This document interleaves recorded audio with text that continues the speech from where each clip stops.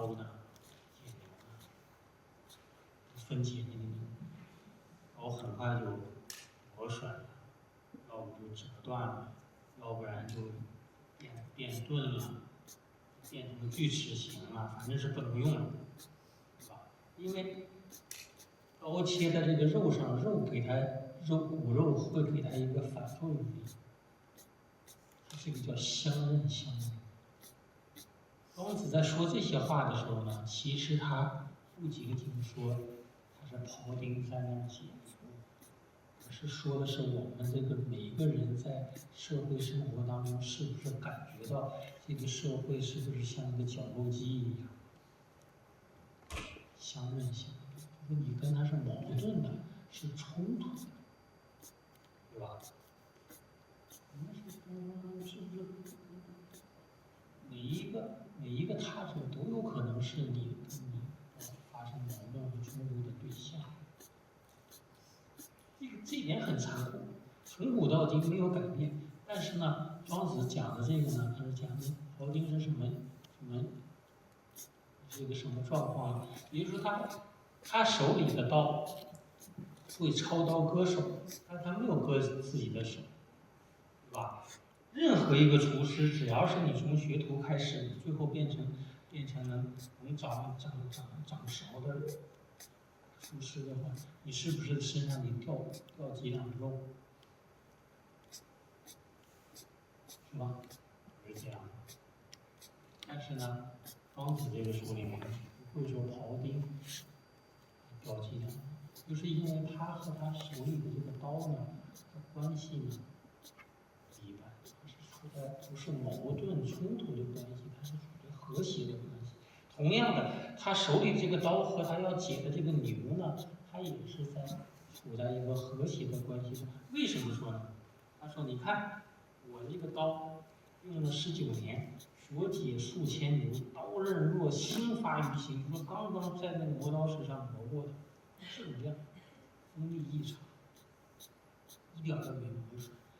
为什么？他说：比劫者有见，刀刃者无后。就是说，你的这个牛，你不管怎么着，它那个骨肉经脉之间，它都是有一些缝隙。我用这个刀呢，那个缝隙里面，你根据它的这个脉络去运刀，这个刀的磨损几乎等于零。也就是说，以无后入有见，就把那刀伸到那个脉络里面了，恢恢乎其于游刃必有余地。所以说我这个刀呢，用了19年了，刀刃若新发于心，刀一点损伤都没有。就是说，你看，相当于我们在社会生活中从来没跟人吵过架，从来没跟人红过脸，我们干一切事情都顺水，一想。所以说，我们一定要知道呢，庄子讲这些故事的时候呢，他不仅仅是要讲一个记忆的故事，它实际上是一个对于我们在社会生活上隐喻啊，一种比方。那么下面呢，我们就进入了这个渐入佳境，我们要讨论一些更复杂的东西。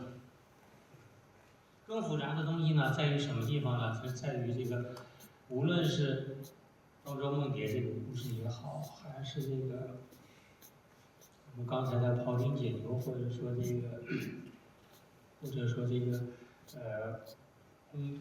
公锤悬而盖规矩，做这些，他讲的这个物化，关键词在于物化。物化的这个关键词，再分析一下，就是化。化的意思呢，就是变化。我很快的给大家这个梳理一下，化的这个含义呢，就是变。那它为啥不说变化呢？就是变和化呢，在古代呢，含义呢微有不同，就稍微有一点不一样。为什么呢？就是变呢，就指的是形态，外部形态的剧烈的变化。比如说大人虎病，形态剧烈的根本性的变化就是。那但是呢，你看到那个没有明显的变化，那它就是化，对吧？古代是这样，但是我们今天呢，就把它理解成一个变化。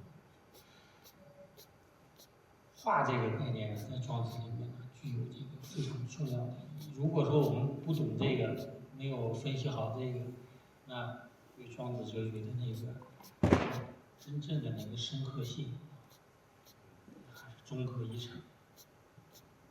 这个意思。那么我们说，在庄子里面用化来说明什么呢？它首先讲的是一切物，它都是有始有终的。比如说一切物，它都是在这个都有一个开始，都有一个结束，没有例外。沧海会变。